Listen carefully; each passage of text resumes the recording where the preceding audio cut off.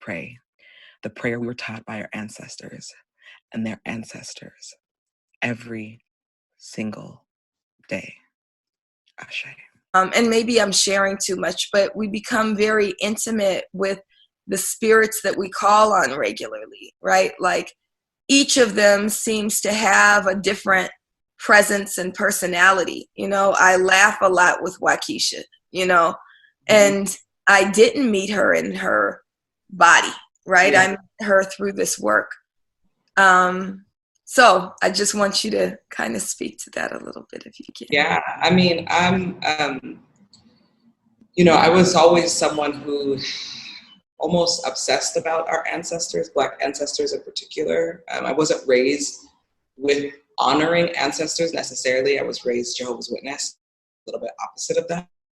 And as I got older and started to feel like I was missing something, ancestral worship became really important. And as you know, the Fowler Museum is so important because it has a bunch of West African traditional pieces inside that museum. And it was one of the first museums that I went to that was speaking directly to African spirituality. So for me, as we started to lift up the names of our folks in the last 7 years, you know, in some ways, you know, even before Trayvon with Oscar Grant, I started to feel personally connected and responsible and accountable to them, both from a deeply political place, but also from a deeply spiritual place. And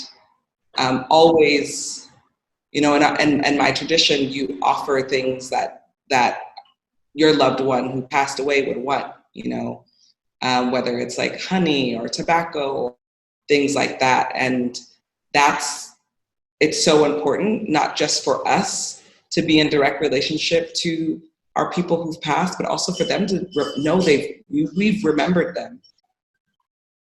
As we talk about ancestral work, I would like us to kind of, for me, it almost seemed like my spiritual work in Black Lives Matter, even though I lived in the same body and didn't like pretend like we weren't doing, you know, I never abandoned who I was spiritually, but it took almost a year for me to realize that when we come out into the streets and we pray, you know, the first thing that we do when we hear of a murder is we come out, we pray, we pour a libation, and we build with the community where the person's life was stolen.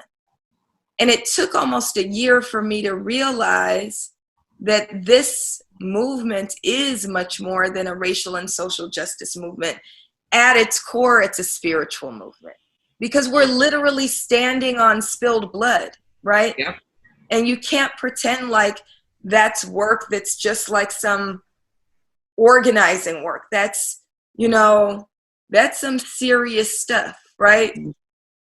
Was there a moment for you where you recognized that, and I know you always had this spiritual practice. I remember like when we first started, I remember us going to the ocean and doing these rituals and really feeding our spirit, but I don't remember it being so deeply embedded in all that we did in 2013 as opposed to where we came in 2014. Was there a moment for you where you realized, wait a minute, this is all one thing? Yes. Pre-BLM, I remember when I was and doing an organizing training for a year in 2005 to 2006. And one thing that I felt was incredibly vacant was the conversation around spirituality and our movements. And it confused me because I was like, how are we not talking about spirit and spirituality? And I actually co-wrote with a few of us around the spirituality question. And is there room in our movements for spirituality? So I was already very much interested in that conversation. I think when we developed BLM, it crystallized for me. And I think we all also knew that we needed more spiritual protection as we started to be more targeted by lots of things, by the right, by police, by neo-Nazis. So I feel like it's, my homegirl, Heba Farag, who works out of the USC, I don't know what the center called, but for religious center, I forget. But she wrote an article years ago about the spirituality inside of our movement. She just recently wrote another one that I'll make sure to send to folks. And it was just like, the title is basically like, spirituality is at the center of Black Lives Matter.